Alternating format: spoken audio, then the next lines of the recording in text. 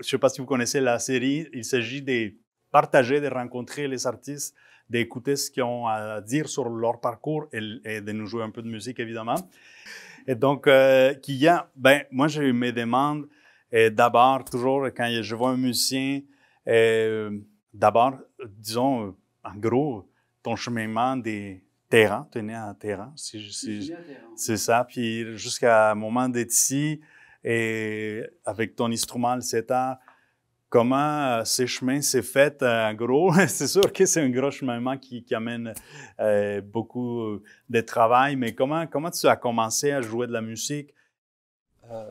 Oui, je suis né en fait en Iran, à Téhéran, et j'ai grandi là-bas jusqu'à l'âge de 14 ans. Et c'est en 1990, mes parents finalement ont eu leur papier d'immigration pour qu'on parte avec mes deux frères et mes parents de Téhéran pour venir nous installer à Montréal. Ça a été un parcours assez long, là je résume vraiment, mais à l'époque l'immigration était assez compliquée. Surtout pour les Iraniens parce qu'on était en période de guerre. Donc j'ai grandi durant toutes les années de guerre entre l'Iran et l'Irak. Et j'ai toujours été très intéressé par la musique dès mon très jeune âge. Je chantais, j'ai un cousin qui est toujours un pianiste professionnel. Donc à l'époque, il y a un peu plus que presque 12 ans plus que moi. Donc je le voyais donner des cours, on allait chez eux, je pianotais un peu. Donc j'avais beaucoup d'intérêt pour la musique en général. Mais c'est vraiment à l'âge de 11 ans à peu près qu'on est allé entendre un concert de Setar. C'était un concert quasi privé, c'était un récital de fin d'études à l'université Téhéran au département de musique. Et c'était justement des amis de mon cousin, donc il avait des billets, il a dit à mon père, ah j'ai des billets pour un concert, si vous voulez amener Kia et Zia, mon frère qui est aussi musicien. Donc nous sommes allés à ce concert et pour la première fois j'ai entendu le son de cet instrument qui est le setar, un instrument persan, un instrument typiquement iranien. Et je suis vraiment tombé en amour avec le son de cet instrument, à tel point où c'était très clair, il fallait que j'apprenne cet instrument. Donc j'ai dit à mon père, après le concert, il faut qu'on aille voir le musicien en arrière-scène, surtout que c'était un ami de mon cousin. Donc Mais tu avais quel âge à ce moment? j'avais 11 ans et demi à peu 11 ans? près, Tu avais pas encore déjà 12 ans. l'intérêt d'aller saluer le musicien quand même. Oui, c'était quelque chose une attirance forte. Je sais pas comment l'analyser, mais voilà, on est allé voir le musicien et la semaine d'après, j'ai commencé mes cours. Ah. Donc c'était très vite. Est-ce que c'était avec ces musiciens qui... Oui, Ouais, ok. oui, avec le musicien qui était sur scène. La semaine d'après, on a commencé les cours. Wow. J'ai dit absolument, il faut que je fasse ça. C'était clair. Il y a des enfants comme ça, il faut les écouter. Et en fait, oui, j'ai commencé et j'ai avancé très rapidement. Donc, j'en mangeais là. C'était assez rapidement une passion très très forte chez moi. Et je jouais, en fait, j'apprenais les leçons qui m'apprenaient, mais très rapidement, je composais aussi. Donc, je tournais à l'envers les leçons qu'ils me donnaient pour essayer de faire une autre pièce. J'essayais de faire des variations. Donc, assez rapidement, j'ai su que je voulais créer aussi. C'était pas juste, je voulais pas juste jouer ce que les autres jouent. Je voulais créer ma propre musique. C'est un appel fort de l'intérieur. Puis il y avait beaucoup d'improvisation, j'imagine, dans ça, et peut-être dans la Dans musique. la musique persane, il y a beaucoup d'improvisation. Je vais en parler un peu plus tard, mais à l'époque, il n'y a pas d'improvisation quand on apprend à jouer. C'était au début, les premières années, il n'y a pas vraiment d'improvisation. Au début, on apprend vraiment le répertoire de base pour après, une fois qu'on a tout appris le répertoire, commencer à créer, improviser. Mais moi, j'avais très hâte à créer, donc je faisais mes propres choses. Et assez rapidement, en fait, après peut-être un an et demi, j'avais 12 ans et demi, 13 ans.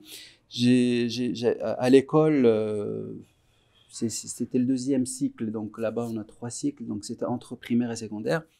À cette année, à mon école, j'ai décidé de créer un groupe de musique, ce qui était quasiment rare et impossible à l'époque parce que, bon, on était sous le régime toujours, on l'est toujours malheureusement, mais sous ce régime assez dictatorial et très radical qui n'aimait pas la musique.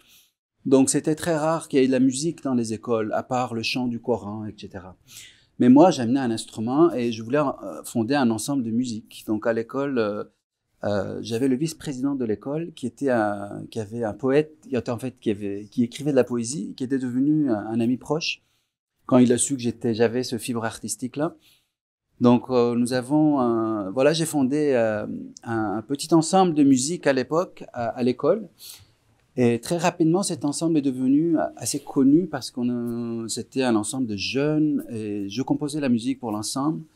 Il y avait mon frère aussi qui intégrait tout de suite le groupe. Il y avait un autre musicien qui jouait un autre instrument qui s'appelle le santour.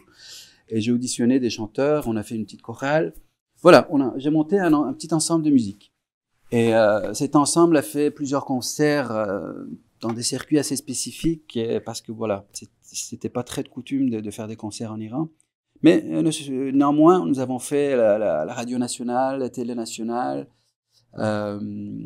Donc, il y avait un début de carrière pour moi en Iran. Là, j'avais 13-14 ans. Quand même, la radio nationale, c'est quand Oui, même oui. important. Puis c'était toujours de la musique iranienne quand même assez savante, comme tu le dis parfois dans tes bios un peu. Oui, c'était la musique. En fait, en Iran, nous avons une musique qui est classique, musique classique d'Iran, qu'on appelle, bon, savante, c'est pas le bon mot parce que ça fait très peut-être. Ouais, c'est comme les autres qui n'étaient pas savantes, c'est ça.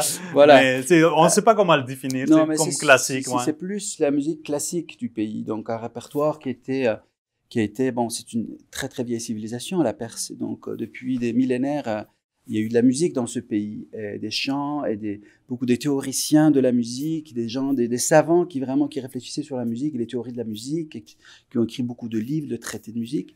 Donc on réfère à ces musiques transmises en général de façon orale parce que on a la notation musicale, mais pas aussi présente qu'en Occident. Mais c'est une musique qui est classique, un répertoire qui a ses propres structures, etc. Comme Bach dans les pays européens. Oui, tout à fait, absolument. Oui, on peut comparer avec un répertoire, voilà, toute la lignée avant Bach, mais après Bach, tout classicisme, le romantique, etc. On a ces mouvements-là aussi au sein de cette musique, mais qui sont différents de la musique occidentale. Donc, c'est ça, pour revenir un peu à ce parcours, j'avais ce petit début de carrière, et ça va de soi que je jouais beaucoup, donc j'ai avancé assez vite. Et à l'âge de 14 ans, en 1990, on a eu nos papiers finalement, et il fallait quitter le pays. Donc il fallait qu'en tant que jeune adolescent de 14 ans qui était quand même très fier de ses réalisations, il fallait tout couper et aller dans un nouveau pays, qui est le Canada, et que je connaissais pas du tout, en parlant ni le français ni l'anglais, en fait, en parlant que le persan, la langue, le farsi, ma langue maternelle. Donc c'était une immigration comme toute immigration un peu difficile, mais j'avais 14 ans, donc c'est plus facile pour moi que pour mes parents, disons. Mais c'est ce qui est intéressant, en fait pas intéressant mais c'était très clair dans ma tête que je voulais devenir musicien. Et je voulais devenir musicien, je voulais créer ma propre musique. Ça, c'était mon instrument, le setar. Et donc, j'ai dit à mon père, ben oui, allons-y, mais je veux absolument apporter mon setar et continuer à faire la musique. Donc, c'était la condition, hein, quasiment, pour accepter venir. Mais bon, mes parents nous ont toujours vraiment très, très bien soutenus dans tout ce qu'on voulait réaliser. Et c'était clair, donc nous avons amené nos instruments avec nous, ce qui était encore à l'époque, ça peut sembler tellement ridicule, mais à l'époque en 1990, c'était très compliqué de sortir un instrument de musique d'Iran. Il fallait, le gouvernement, ce gouvernement, il ne faut pas en parler parce que c'est que des bêtises qui sortent, Mais il fallait payer des sommes astronomiques pour sortir des instruments. Et ce que mes parents ont fait, parce que nous y tenions, moi et mon frère, Isia. Et bon, voilà, on a amené nos instruments que tu ne trouves pas ici. Si tu les amènes pas, non, exactement. C'est difficile de les acheter après. Oui, effectivement. C'est pour ça qu'on les a amenés. Et rendu ici, à Montréal, c'était, bon, j'ai trouvé j'ai trouvé un professeur de setar qui habitait à Ottawa à l'époque, avec qui j'ai pris des cours pendant 1 an. Donc, je voulais continuer ma formation aussi parce que j'étais tout jeune quand même. Je faisais plein de choses, mais j'avais plein de choses à apprendre encore. Donc, j'ai continué avec lui pendant 1 an ici. Et après, il est parti à New York. Et moi, j'ai continué de façon autodidacte sur le setar. De façon autodidacte parce que j'avais déjà atteint un certain niveau que je pouvais continuer par moi-même. Et à l'époque, il y avait des cassettes. Je pense que ça n'existe plus. En tout cas, ici, je ne pense pas à la Bibliothèque nationale, on peut emprunter des cassettes. On en trouve en passant. Ah oui, super. Oui. Mais moi, j'avais apporté avec moi une grande collection de cassettes de musique persane. Donc, j'avais quasiment tout le répertoire de la musique qui peut s'apprendre, des anciens maîtres, tout ce qui était enregistré depuis le début du XXe siècle jusqu'à 1990, où on partait. Donc, je pense qu'on apportait avec nous toute une valise de cassettes, à peu près 550 cassettes. Donc, moi, je les ai mangées, je les ai écoutées, je les ai recopiées, note par note, nuance par nuance, avec beaucoup d'assiduité, beaucoup de patience surtout. Mais en parallèle, j'ai étudié, on était à l'école secondaire à l'époque, d'abord les classes d'accueil pour apprendre le français, mais assez rapidement, on était à l'école Saint-Luc. Et il y a une concentration de musique. Donc, bon, avec mon setar, je ne pouvais pas faire grand-chose à l'école parce que personne d'autre en jouait. Mais j'ai appris le violon à l'école. Donc, j'ai appris le violon et je suis allé au cégep en violon, en composition, et au conservatoire après en composition aussi. Donc tu as fait comme ta formation occidentale, on pourrait dire. Voilà, j'ai fait ma formation quand même, oui, de musique occidentale, exactement. Donc, parce que c'est devenu assez clair à un moment donné dans ma tête que la musique, c'est la musique. Et le setar, c'est mon instrument, la musique persane, ce sont mes racines, mais j'ai le goût et j'ai le besoin de m'ouvrir à d'autres choses et découvrir autre univers. Donc, l'univers de musique classique était à ma portée, donc je pouvais aller étudier au cégep, au conservatoire. Et je voulais devenir compositeur, donc je m'intéressais à tout ce qui était des créations musicales ici aussi, au niveau de toute la scène free jazz, musique improvisée, toute la scène de musique contemporaine. Donc, je suis allé étudier en fait au conservatoire avec Gilles Tremblay, qui est un grand compositeur d'ici, qui est aujourd'hui malheureusement décédé. Il nous a quittés il y a quelques années. Mais j'ai eu le privilège d'être son dernier élève, avant qu'il prenne sa retraite en fait.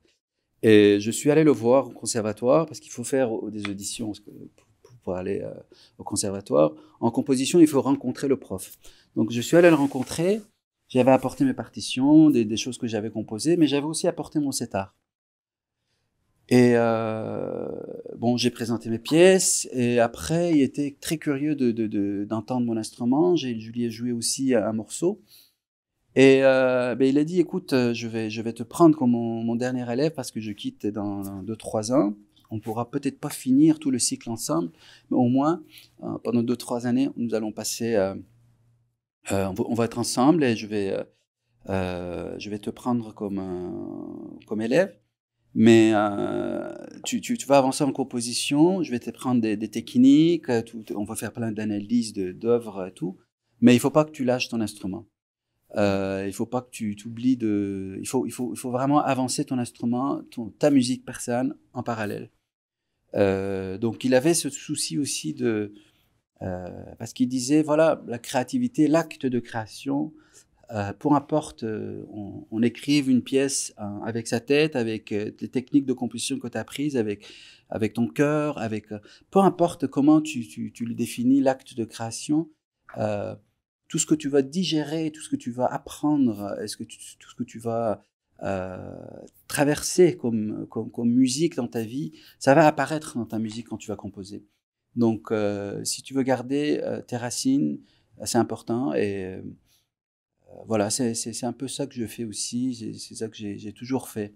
Donc j'ai avancé, bah maintenant bon, ça fait des années que j'ai fini le conservatoire, mais après voilà, au conservatoire j'ai formé mon ensemble qui est l'ensemble Constantinople, et mais le setar est toujours resté. Le setar est la musique qui vient avec, parce que le setar, bon, c'est un instrument en soi, je vais vous le montrer d'ailleurs, mais il y a toute la musique qui vient avec, qui est la musique qui est persane, qui me sert comme vraiment un peu comme les racines d'un arbre qui aspire à grandir. Ah ouais. Ben, veux-tu nous jouer quelque chose? Oui, avec plaisir. Donc ça c'est mon setar, mon petit bébé. Et donc, comme je disais, un instrument iranien, un instrument d'origine persane, un instrument qu'on retrouve dans un grand aire géographique, en fait, pas seulement en Iran, dans tout le Moyen-Orient, dans l'Asie centrale, même jusqu'à Méditerranée de l'Est, Afrique du Nord. Mais après, on retrouve cette forme d'instrument, un luth à manche longue, mais avec différents noms qu'on lui accorde, selon les traditions, selon les cultures dans lesquelles l'instrument a grandi. Mais cet instrument-là est typiquement iranien, persan. Et setar, en persan, c'est un mot persan bien sûr, veut dire 3 cordes. Donc c'est le chiffre 3, et tar, ça veut dire corde en persan. Donc tous les instruments dont le nom finit avec tar, T-A-R, il y en a parce qu'il y en a plein. La plus évidente, c'est la guitare, mais le cetera, guitare, chitara, sitar, tout ça, ça vient de ce mot tar qui veut dire en persan corde. Et c'est un instrument très très ancien. On l'a retrouvé dans la région Chouch, près d'Iran. En fait, en Iran, on a retrouvé des statuettes qui datent d'il y a à peu près 3000 ans, des statuettes de musiciens. Il y a 3 statuettes, si je me rappelle bien. Il y en a un qui joue précisément cet instrument dans cette position. Et on voit un luth, petite caisse de cette forme, manche à peu près la même dimension proportionnelle, avec 3 cordes. Et le mot setar donc veut dire 3 cordes. Donc à l'époque, c'était de coutume d'appeler les instruments, les luths en tout cas, par le nombre de cordes qu'ils avaient. Donc cet instrument, on sait qu'il y a toujours 3 cordes. Il y a à peu près 150 ans, ce qui est assez récent pour cet instrument, un musicien a ajouté une 4e corde, mais en doublant seulement la 3e. Donc c'est pour ça qu'on dit toujours le setar, parce que il y a 3 cordes, mais la 3e corde est doublée. Donc si je compte, il y en a 4. J'ai 4 cordes sur l'instrument, mais on l'appelle toujours le setar. Et la technique du jeu de l'instrument est assez ancien aussi, assez typique de cet instrument. J'ai pas de plectre pour faire résonner les cordes. J'utilise l'ongle de l'index.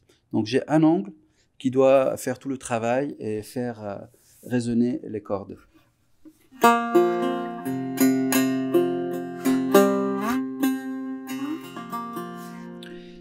Et bon, juste avant de vous jouer un petit morceau, j'ai des frettes ici. Donc c'est des frettes qui sont fixées sur la manche de l'instrument, qui sont des frettes en boyau. Ça veut dire ils sont pas fixés sur la manche, ils sont amovibles, donc je peux les bouger. Et ça c'est parce que dans la musique persane, encore là, dans cette musique, dans cette tradition musicale, nous avons des intervalles, les semitons, comme sur un piano, sur un clavier tempéré. Et nous avons plein d'intervalles entre ces semitons-là, donc on appelle des microtons.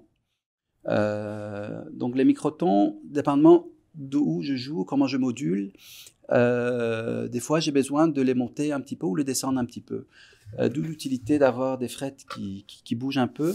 En fait, ils ne bougent pas en jouant, mais je peux les ajuster. Il faut que je joue un peu avec. Malgré que parfois ils bougent. Parce que je parle pour les instruments anciens comme les luttes, parfois quand ils sont moins bien attachés. Oui, quand ils sont moins bien attachés, effectivement, quand tu joues, ils commencent à bouger et là c'est la catastrophe totale parce que tu es dans un plein milieu d'une pièce et là, tout a bougé. Mais heureusement, sur les setars, ils ne bougent pas. Donc c'est des cordes métalliques. C'est des cordes métalliques. Dans l'ancien temps, il y a à peu près 400 ans, 450 ans, c'était des cordes en soie filées. Donc des cordes en soie qui tressaient et faisaient des cordes d'instruments avec. La technologie de faire des cordes aussi minces, parce qu'ils sont vraiment très très très minces, hein, diamètre de la corde, c'est à peu près, la première corde, c'est 0,021 mm. Donc très très très mince. Et ça paraît vraiment une technologie nouvelle, mais il y a à peu près 400-450 ans, ils ont inventé une technologie pour faire des cordes aussi minces. Donc c'est intéressant. Donc c'est en métal depuis ce temps-là, depuis à peu près 16e, 17e siècle.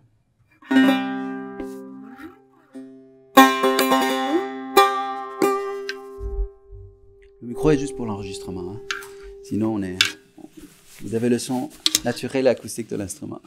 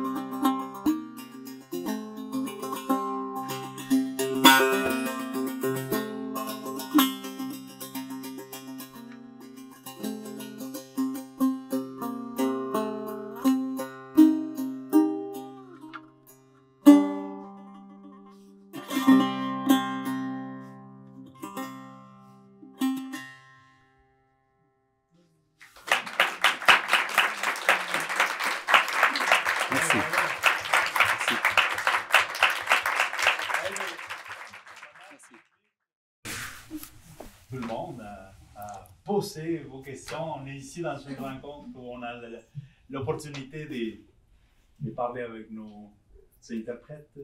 Donc, est-ce qu'il y en a qui ont des questions? Oui. J'ai deux questions. Oui, c'est fait en bois, cette partie. Oui.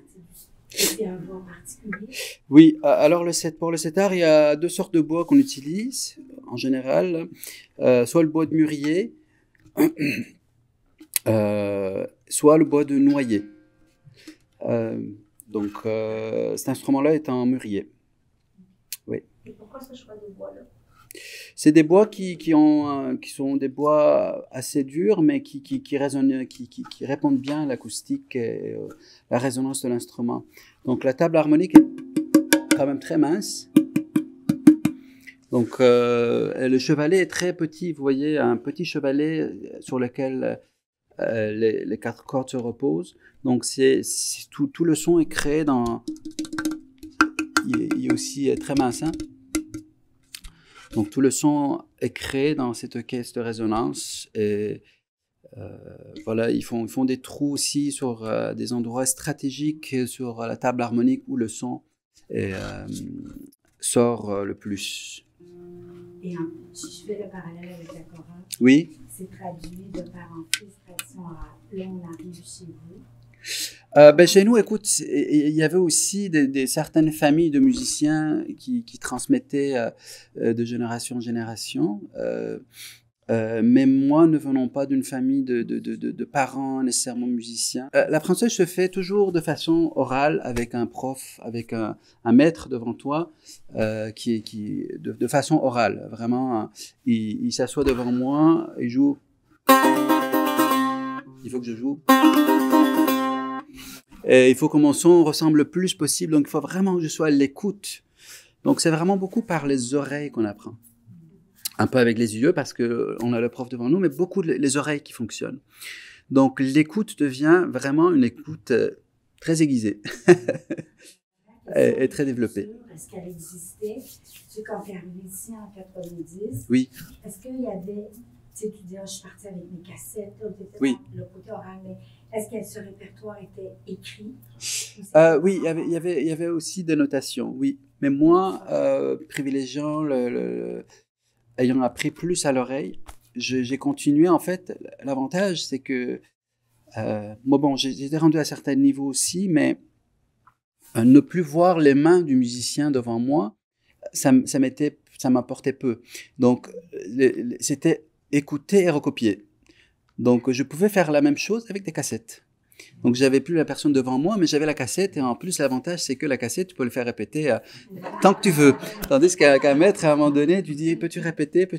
Bon, à un moment donné, t'es gêné de lui demander de répéter.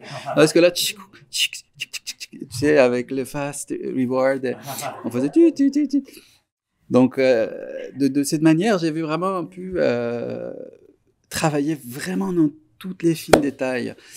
Surtout que j'avais aussi avec moi des enregistrements des maîtres plus anciens que les maîtres vivants de l'époque. Donc j'ai pu vraiment aller chercher aussi un style de jeu qui était très ancien. Et tellement que quand je suis retourné en Iran pour la première fois en 2000-2001 et que j'ai joué pour des musiciens, pour des maîtres là, ils se demandaient d'où j'arrivais. Parce qu'ils demandaient, ils disent, t'as le style de jeu des maîtres d'il y a 50 ans, 60 ans. Parce que j'avais copié justement les cassettes. Oui, les sonorités, les techniques de jeu, les ornementations. Donc c'était assez amusant. Mais bon, après, j'ai aussi développé mes propres techniques et mes propres phrasés, mes propres vocabulaires aussi. Quand tu joues Kia, tu ressens quoi, dans le fond? C'est ça qu'on comprend? Qu'est-ce que... Ben, j'imagine qu'il y a énormément des choses. C'est assez complexe comme question et comme réponse, c'est un peu complexe pour répondre rapidement, mais c'est sûr que pour moi, la musique a toujours été très, très liée et proche de mes ressentis. Et c'est comme ça aussi que j'enseigne la musique et c'est comme ça que je te transmets la musique. Pour moi, chaque son qui est produit, chaque son, chaque silence, chaque événement sonore qui se passe, il doit être relié à quelque chose, à une soit idée ou émotion, c'est plus émotion que l'idée. L'idée musicale, je parle.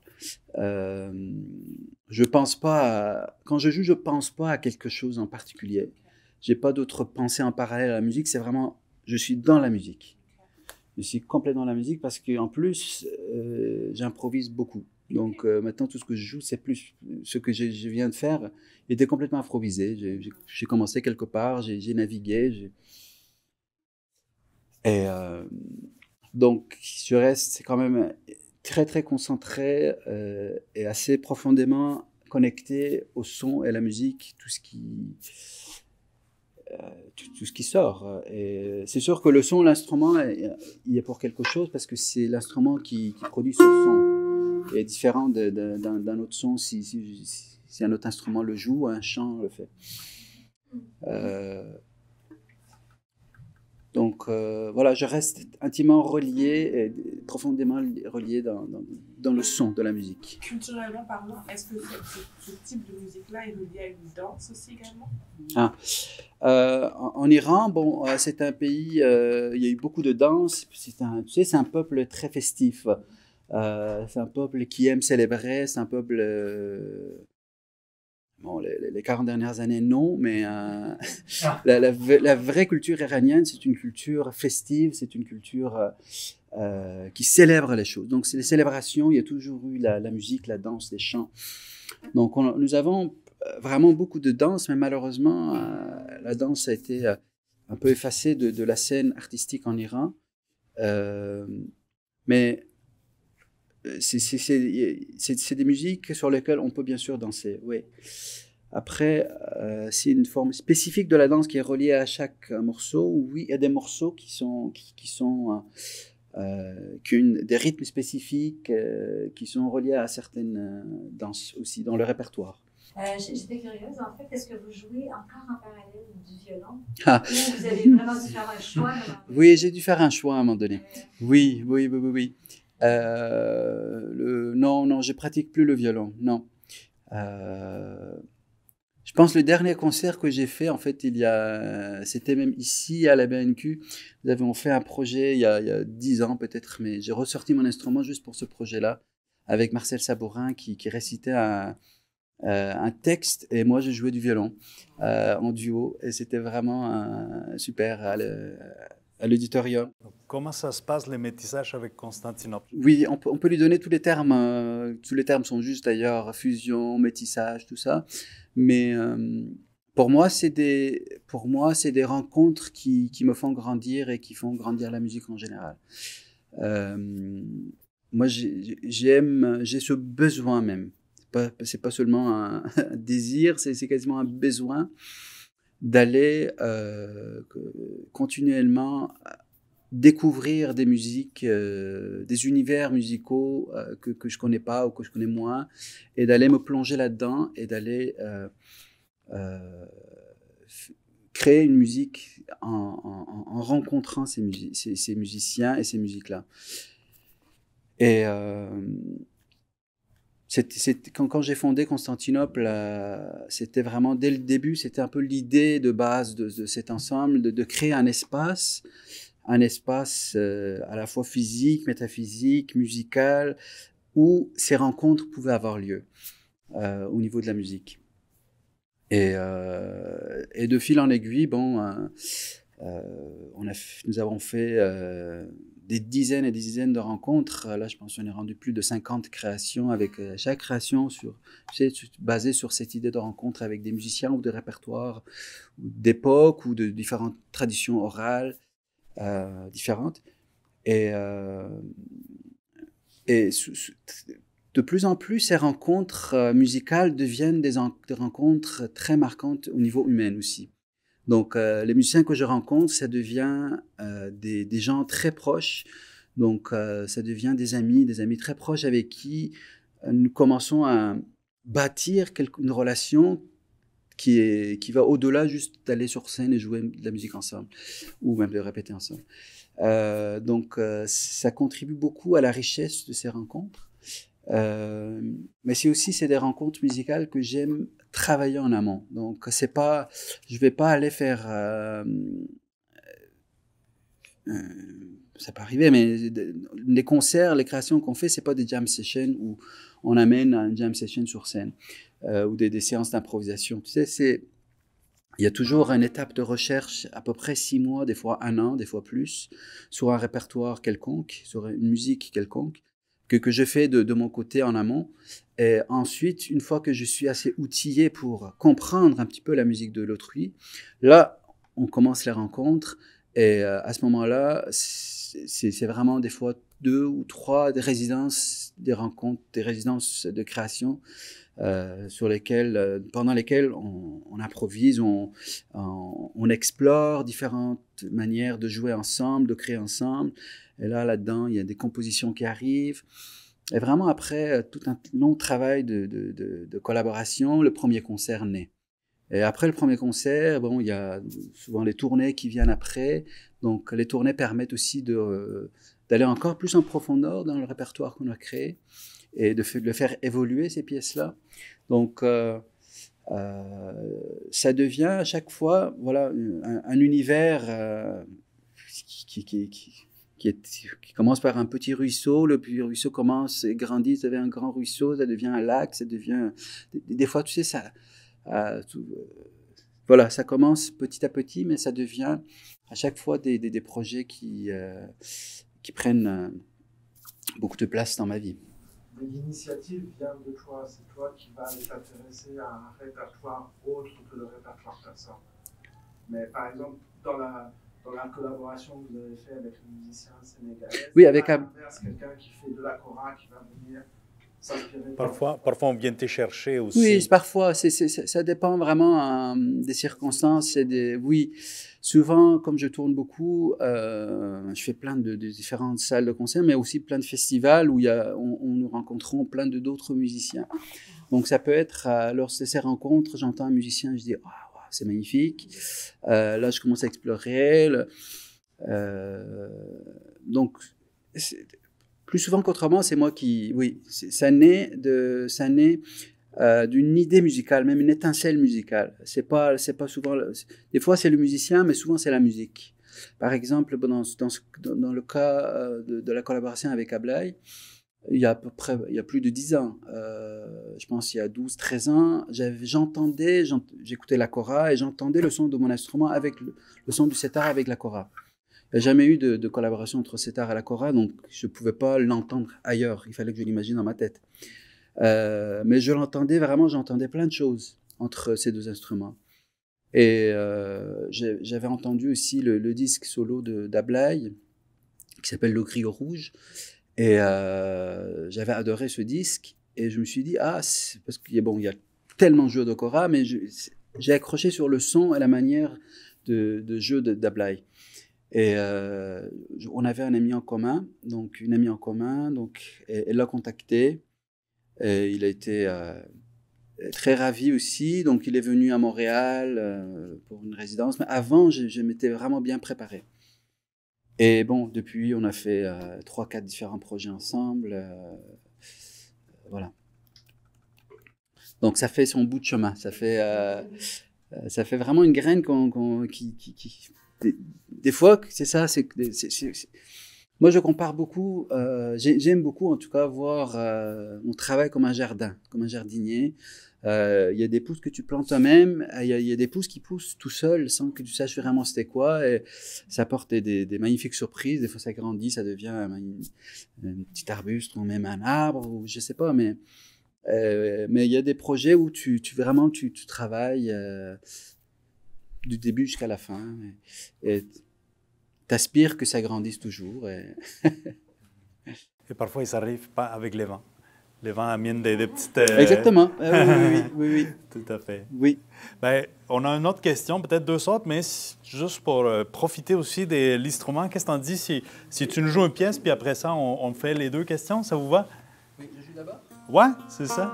Comme ça, on a la chance Oui. de profiter de cet art.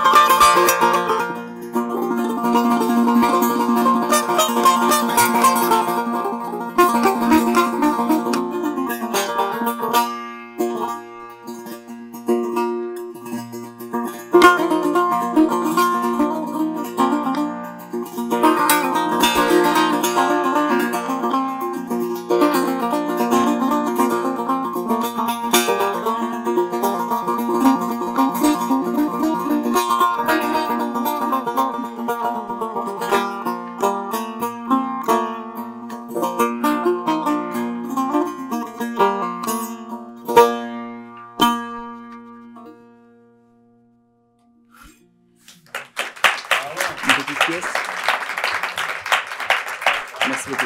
Merci. Est-ce que cette pièce-là avait un titre ou c'était encore une improvisation? Non, c'était une improvisation. C'était une pure improvisation, mais nous sommes dans la période de Nouvel An iranien, du Nowruz. Donc, s'il y a des Iraniens, Nowruz, Salon Mubarak.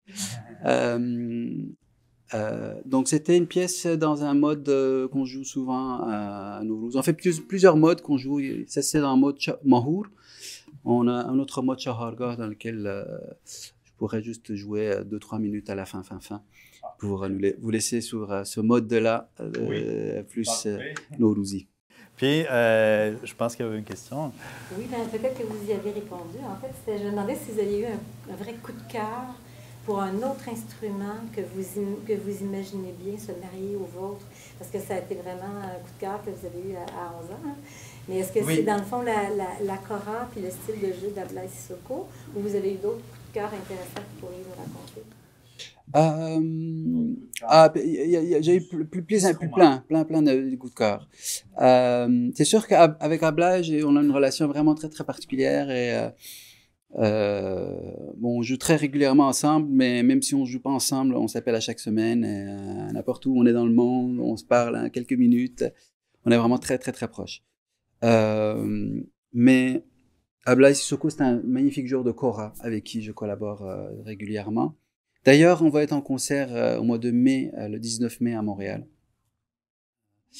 Mais d'autres instruments, écoutez, il y a plein d'autres instruments qui se marient bien avec le setar. Et j'en ai tellement fait, je ne sais pas auquel penser en premier.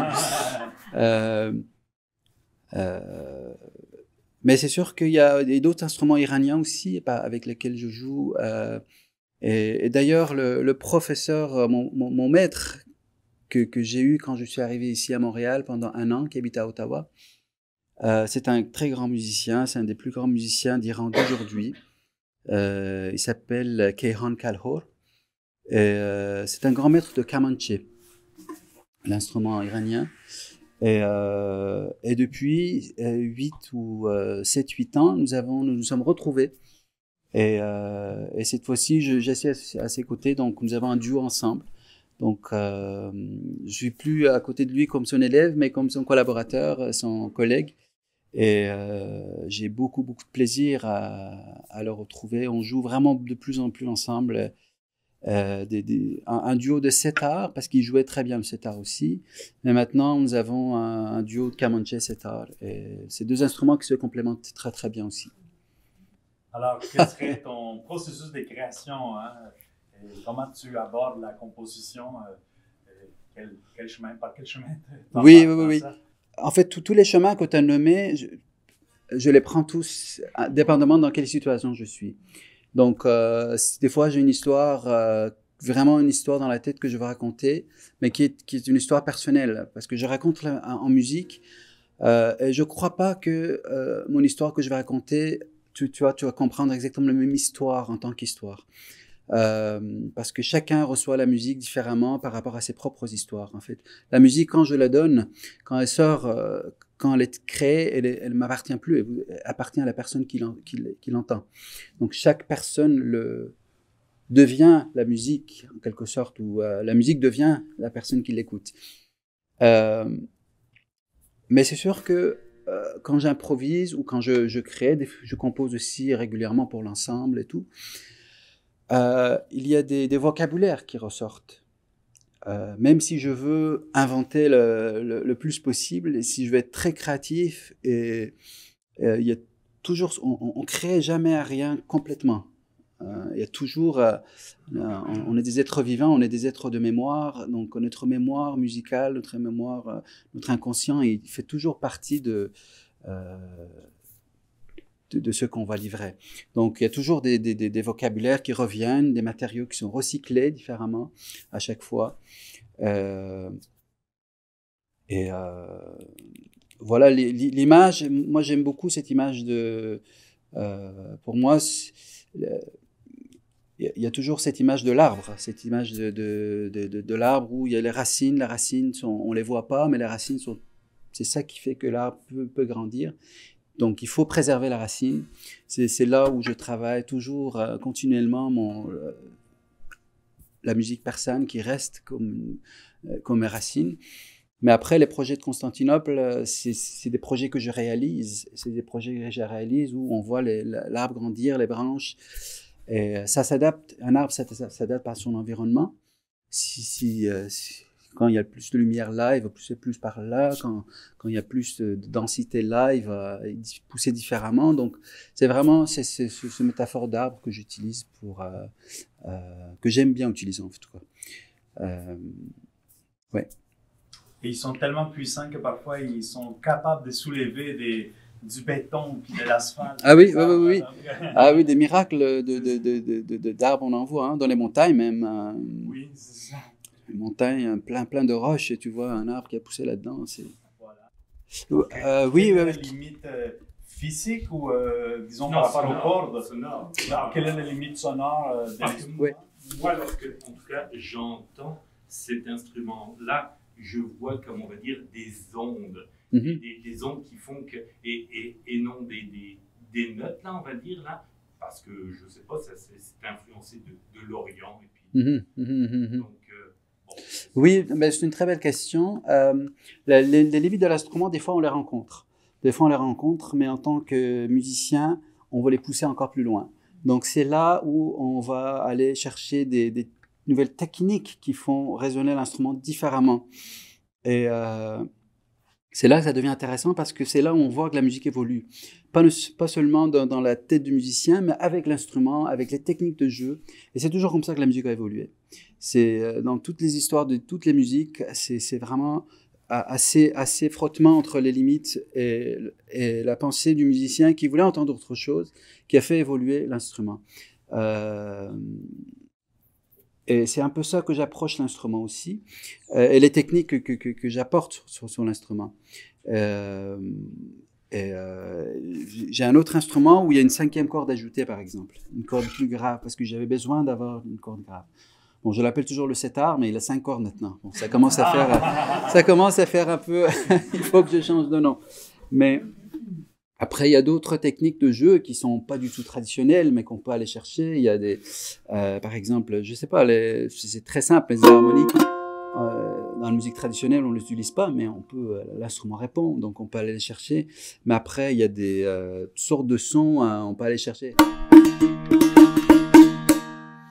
Tu sais, ce genre de techniques de jeu, mais qui font pas mal à l'instrument, mais qui font grandir la palette sonore de l'instrument, disons. Et des fois, il faut modifier un petit peu l'instrument pour... Tu changes l'accordage, on peut dire, les scordatura? Oui. L'accord de l'instrument change aussi de façon traditionnelle même. On accorde l'instrument selon le mode dans lequel on joue. Donc, il y a à peu près une vingtaine de différentes sortes d'accords. Donc, il n'y a pas un accord fixe de l'instrument. Il y a vraiment différents accords sur l'instrument. Il y avait une autre question aussi, je crois. Un peu personnel, mais j'ai l'impression que c'est une histoire personnelle. Oui. Comment est-ce que votre famille, votre petit frère perçoivent justement, tout à l'heure on parlait du morceau quand il est créé, il ne vous appartient plus, il appartient aux gens qui l'écoutent. C'est très beau en passant. Comment est-ce que votre famille perçoit ça? Parce que finalement cet instrument est aussi un symbole, des racines. Comment eux le perçoivent? Comment la famille perçoit ces interprétations, tes compos? Je pense que tout le monde perçoit ça de façon très positive parce que c'est comme n'importe quelle forme d'art en fait. Quand ça appartient pas, même par exemple les Iraniens, ou si on parle de plus cette culture, ne sont pas dépositaires, nous ne sommes pas propriétaires d'une culture, nous sommes passeurs d'une culture. Et n'importe quelle culture, la culture d'ici, dans toutes les cultures, les gens ne sont pas propriétaires d'une culture, les gens sont passeurs, donc ils reçoivent, partagent. Ça passe, c'est un mouvement, donc c'est un peu dans ce sens-là aussi, je le vois, par exemple, un morceau musique qui est créée. C'est dans ce sens-là, je dis, chaque personne, à chaque fois que je joue un concert, les gens qui sont dans la salle, les gens qui sont les auditeurs, c'est eux qui reçoivent cette musique et c'est sur eux que ça a un effet. Et, moi, en premier, oui, ça a un effet sur moi parce que je le crée et j'ai du plaisir à le faire. Mais les gens qui le reçoivent, ça procure un effet. Et c'est cet effet-là qui est vraiment le sens de cette musique pour moi. C'est un peu cet effet-là aussi, cet impact-là qui donne sens à ce que je fais, à ma carrière. C'est pour ça que je me permets de prendre l'avion, à polluer l'air et aller faire des concerts. Je me justifie comme ça parce que j'ai un certain impact. Parce que je vois que les gens la musique a cet impact. Et la musique, je la crée, mais elle ne m'appartient pas nécessairement. C'est une musique. C'est des sons dans l'air, et des émotions qui passent dans ce son-là. Et, ça se passe entre nous, entre le musicien et celui qui l'entend. Comme ça. Ouais, peut-être une ou deux dernières. Oui. J'ai une petite question. Oui. J'aimerais savoir, comme vous écoutez beaucoup et vous voyagez beaucoup également, est-ce que vous percevez l'évolution différente entre ceux qui sont, par exemple, restés en Iran, qui jouent encore de l'instrument, ceux qui sont, par exemple, ici au Canada, ceux qui sont au Moyen-Orient, ou bien, je ne sais pas, peu importe, en Afrique ou peu importe. Oui. L'évolution et le musicien, comment est-ce qu'il veut sortir du traditionnel, il va rester en traditionnel, le mélanger un peu, le mixer. Comment vous voyez cette évolution? Est-ce qu'elle est différente? Est-ce que votre évolution à vous, en Iran, est perçue différemment? Oui. Vous voyez ça. Comment, dans le fond, Très intéressant, oui. Est-ce que c'est un décalage entre ce qui est fait là-bas, ce que toi tu fais ici, étant donné l'évolution qui se fait dans différents pays? Oui. Bien sûr qu'il y a une différence, certaines différences, il y a des différences de... certaines similarités et différences. Je commence par les similarités. Similarités, c'est que aujourd'hui, tout le monde est connecté à l'Internet et tout le monde est connecté avec tout le monde en quelque sorte. En tout cas, jusqu'à certains niveaux. Hein. Des fois, c'est très superficiel, mais jusqu'à certains niveaux, chacun peut aller chercher les informations qu'il veut. Par exemple, en parlant plus spécifiquement en Iran, les gens sont très, très connectés à partout dans le monde. Donc, ils savent très bien le reste du monde, comment les gens fonctionnent et fonctionnent presque de la même manière. En tout cas, ils ont ce désir et ils sont... la différence, c'est les capacités. Malheureusement, c'est un peu plus triste où tu vois la différence au niveau social. C'est sûr que, étant au Canada, nous vivons dans une société où nous sommes libres de dire ce qu'on veut, penser ce qu'on veut, et nous avons les moyens pour réaliser ce qu'on veut faire. Il y a tous les moyens, à la fois au niveau social, mais aussi au niveau financier.